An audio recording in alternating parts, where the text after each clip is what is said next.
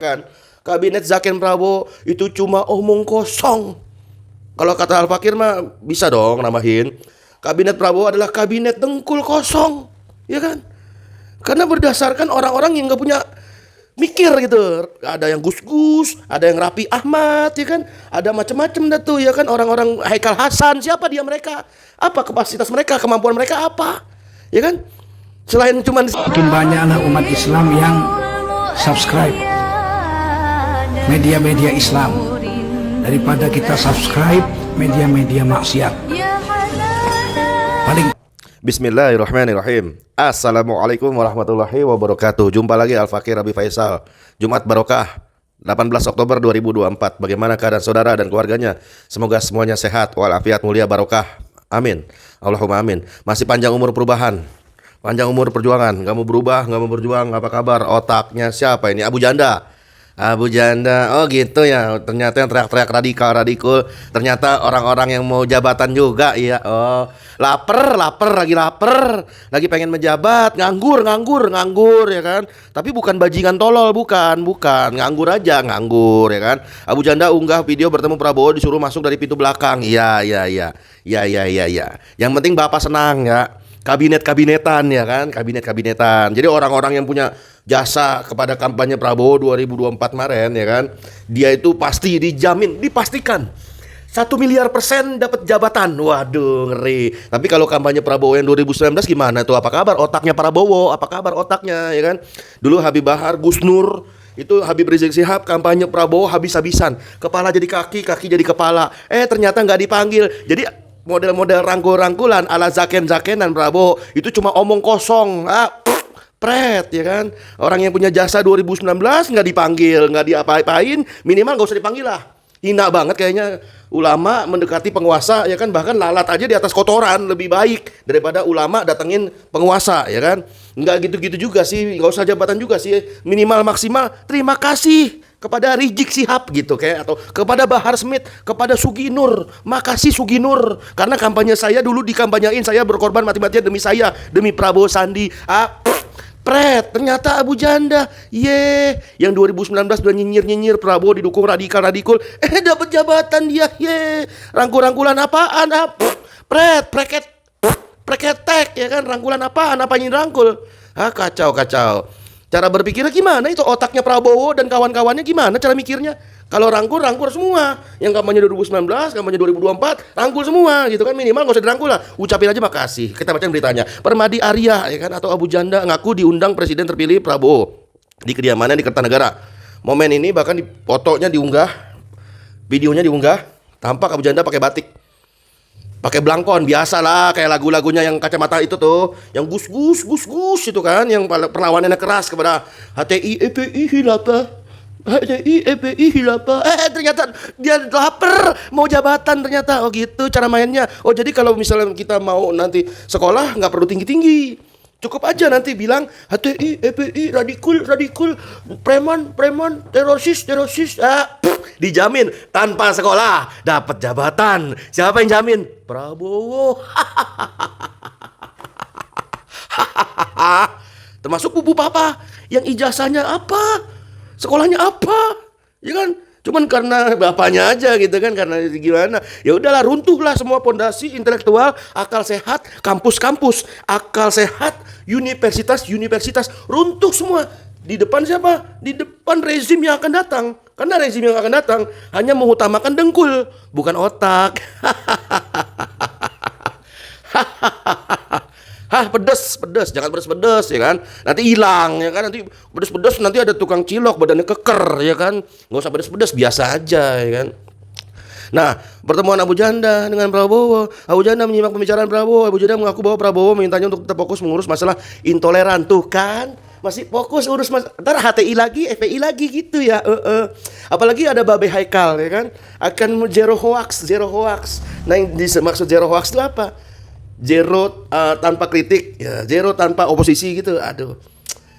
Nah, kata Bapak Mas Permadi tetap fokus urusin masalah intoleran ya kan. Jadi wamen atau siapa nanti bantu jemaat, nanti yang dibubarin ibadahnya. Ya, bantu jemaat yang bubarin ibadahnya. Siapa yang bubarin? Ada juga pengajian banyak dibubarin oleh umat Islam itu sendiri. Dengan itu diurusin, kan pakai otak ya kan. Kecuali kalau ente emang nggak punya otak, ya kan. Tahu deh, koalisi dengkul Indonesia maju gitu kan. Jadi yang maju itu dengkulnya gitu kan. Ya menis, yang jelas menurut pengamat oleh Mehmet Hakim, pengamat sosial Dewan Penasihat Aliansi Profesional Bangkit dan Generasi Pejuang dan Purnawirawan TNI mengatakan kabinet Zaken Prabowo itu cuma omong kosong. Kalau kata Al Fakir mah bisa dong namahin. Kabinet Prabowo adalah kabinet dengkul kosong, ya kan? Karena berdasarkan orang-orang yang nggak punya mikir gitu. Ada yang Gus-Gus, ada yang Raffi Ahmad, ya kan? Ada macam-macam dah tuh, ya kan? Orang-orang Haikal Hasan, siapa dia mereka? Apa kapasitas mereka, kemampuan mereka apa? Ya kan? Selain cuman silat lidah, ya, selain cuman diduga jilat-jilat, ya kan? Ngeri. Kabinet dengkul kosong, kabinet Zaken komong kosong. Wah, apalagi tuh? Kabinet apa? Tambahin di kolom komentar. Menurut Purnawirawan TNI ini, Pak Mehmet Hakim, beliau yakin semua kalangan rakyat Indonesia saat ini sedang menunggu kabinet Prabowo akan terkejut melihat calon-calon menteri yang dipanggil ke Kertanegara. Padahal kabinet ini merupakan cerminan dari niat atau keinginan Prabowo yang diungkapkan berbagai kesempatan pada saat kampanye dan telah ditetapkan. Semua juga tahu bagaimana Prabowo menang dalam Pilpres 2024, ya kan? Tetapi rupanya secerca harapan yang dibebankan kepada Prabowo, ya kan, untuk memperbaiki bangsa ini sirna semua karena dilihat yang dipanggil orang-orangnya yang modal dengkul doang, ya kan, nggak modal otak gitu kan, nggak punya kemampuan, ya kan. Janji utamanya sama seperti Mulyono sebelumnya, stop impor pangan, stop impor ini, impor itu, swasembada pangan, tapi undang-undangnya masih juga undang-undang Omnibus Law, undang-undang yang berpihak kepada asing maupun asing, ya. Swasembadanya di mana? Kan ngotak nggak di situ, ngotak nggak? Undang-undang Cipta Kerja itu undang-undang yang pro kepada kapitalis, pro kepada cukong. Terus swasembada pangannya gimana caranya? Selama masih ada undang-undang itu, demi Allah, nggak akan ada swasembada pangan, swasembada gula, swasembada ini, swasembada beras, swasembada ketan, swasembada jagung. Nggak ada. Preketek semua itu. Karena undang-undangnya, payung hukumnya udah ada. Undang-undang Cipta Kerja, Omnibus Law, Cipta Kerja. Ya kan? Ya percuma mau ngomong kayak apa juga. Sampai berbusa itu, sampai stroke ngomong juga percuma. Swasembada. Tapi undang-undangnya Omnibus Law Cipta Kerja. Ngotak nggak di situ? Ngotak nggak? Ya, belum lagi kita ini adalah sumber daya alam di Indonesia sangat melimpah. Di Indonesia sumber daya alamnya adalah sangat gemah ripah loh jinawi. Pret. Tapi ada undang-undang penanaman modal asing. Gimana lah cara mikir ngotak? Gimana lah otak? Undang-undang penanaman modal asing itu membuka keran bagi asing, bagi asing untuk berkedok investasi di negeri ini, mengatasnamakan investasi, ya kan? Ada nikel kita, minyak kita, gas kita, ya kan? Tapi yang kelola asing dengan adanya payung undang-undang penanaman modal asing. Jadi udahlah, stop lah, udah dramanya. Rakyat itu udah cerdas. Mau ngomong swasembada pangan, ada undang-undang Omnibus Law bertentangan. Mau ngomong apa? Sumber daya alam dikuasai NKRI bertentangan dengan undang-undang penanaman modal asing. Minerba salah satunya makin sulit juga jalannya. Direvisi pula undang-undang Minerba, ya kan? Dan lain sebagainya macamnya. Terus berantas korupsi. Kalau berantas korupsi, KPK itu diperkuat. Nggak ngotak kalau ngomong berantas korupsi keluar, tapi KPK-nya lemah, ya, lemah gemulai, ya kan, klemer, ya kan, korupsi ecek-ecek, korupsi recehan disidik, ya kan, disiprindik, ya kan, tapi giliran korupsi gede yang diduga melibatkan ketua parpol, KPK-nya, emang iya, berantas korupsi, tapi KPK-nya lemah, ngotak di situ. Yang jelas, sebagai penutup, inilah saudara bukti bahwa bobroknya pemimpin di dalam sistem demokrasi Yunani kuno ala barat 378 sebelum Masehi. Bobrok. Gak ada konsep yang namanya pemimpin adalah pelayan rakyat. Penguasa adalah pembantu, kacung, jongos bagi rakyat. Rakyat itu bosnya. Kalau kita mikir bagaimana konsep demokrasi dari rakyat, oleh rakyat, untuk rakyat, itu ternyata omong kosong.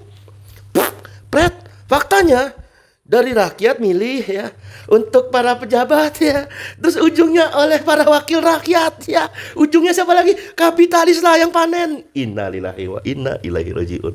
Oleh sebab itu, sudah selayaknya Indonesia merdeka atas rahmat Allah Subhanahu wa taala. Sudah selayaknya Indonesia mengisi kemerdekaan dengan aturan yang Allah Subhanahu wa taala turunkan, bukan berdasarkan nafsu-nafsunya Prabowo, Abu Janda, Jokowi dan lain sebagainya macamnya.